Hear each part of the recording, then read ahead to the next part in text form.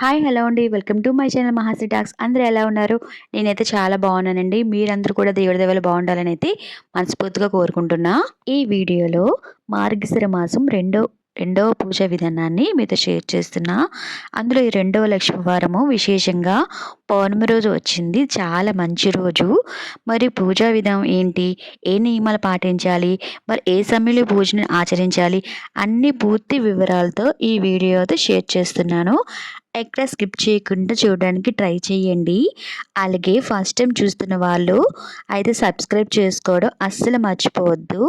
అలానే మీ లైక్ అనేది నాకు చాలా ఇంపార్టెంట్ అండి.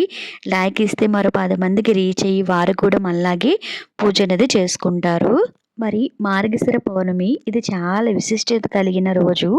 పౌర్ణమి అంటేనే మనం లక్ష్మీ అమ్మవారికి ప్రత్యేకంగా పూజ అనేది చేసుకుంటాము. అటువంటి మార్గశిర పౌర్ణమి రోజు ఈ మార్గశిర రెండవ రోజు రావడం చాలా విశేషం అండి. మన మార్గశిర మాసంలో గురువారం ప్రత్యేకంగా లక్ష్మీదేవి అమ్మవారిని పూజ అనేది చేసుకుంటాము. మరి అటువంటి లక్ష్మీ వారము పౌర్ణమి వేళ కలిసి రావడం అనేది విశేషం అనే చెప్పాలి. ఈరోజు కూడా మన ఫస్ట్ వారంలాగే పూజ పీఠాన్ని ఏర్పాటు చేసుకొని లేదా పీట కిందన పెట్టలేదు అనుకునే వాళ్ళు నిత్యం పూజా మందిరంలో అయినా పూజ అనేది చేసుకోవచ్చండి. పూజ పీఠాన్ని అన్నీ ఏర్పాటు చేసుకున్న తర్వాత అమ్మవారి చిత్రపటాన్ని కూడా పెట్టుకొని పసుపు కుంకుమలు కూడా పెట్టుకోవాలి.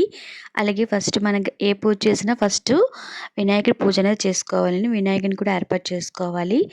అలాగే ఈరోజు పౌర్ణమి రోజు కాబట్టి కామాక్షి దీపాన్ని వెలిగిస్తే చాలా మంచిదండి. తర్వాత కామాక్షి అమ్మవారిని ప్లేట్లో కానీ లేదా బియ్యం మీద వేసి పెట్టుకోవచ్చు. నేనైతే తమలపాకు పైన పెట్టుకున్నానండి. తర్వాత లక్ష్మీదేవి అమ్మవారిని ఏర్పాటు చేసుకోవడం కోసం నేను ఇలా ప్లేట్లో బియ్యం పోసుకున్నాను.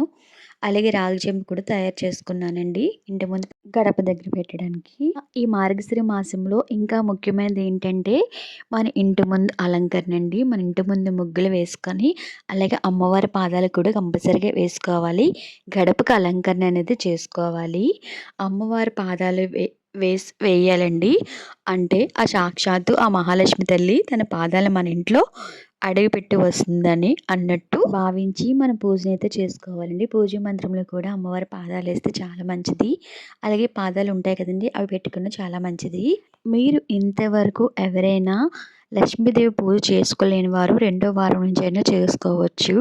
అలాగే చాలామంది లక్ష్మీవారి వ్రతం వేరండి. అలాగే మార్గశిర మాసంలో వచ్చి 4 వారాలు పూజన చేసుకుంటారు. అలా కాక చాలామంది లక్ష్మీవారి వ్రతం అనేది 5 వారాలు చేసుకుంటారండి. అంటే మనకి మార్గశిర మాసంలో 4 వారాలు వస్తున్నాయి. నెక్స్ట్ పుష్యమాసంలో వచ్చే మొదటి వారం కూడా లక్ష్మీ వ్రతాన్ని అయితే ఆచరిస్తారు. ఆ తర్వాత దీపారాధన చేసుకొని ముందుగా వినాయకుడికి స్వామివారికి అన్ని ఉపచారాలతో పూజించడము.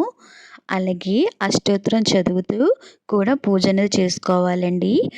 స్వామివారికి మనం గరిక పూస ఉంటే వేసుకొని పూజ చేసుకోవచ్చు.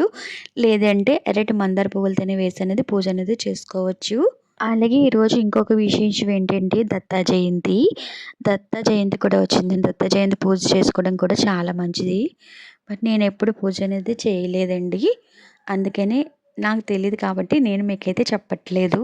ఈసారి అయితే ఆ పూజ కోసం తప్పకుండా తెలుసుకొని నేను పూజ చేసుకొని మీ అందరితో అయితే షేర్ చేసుకుంటాను.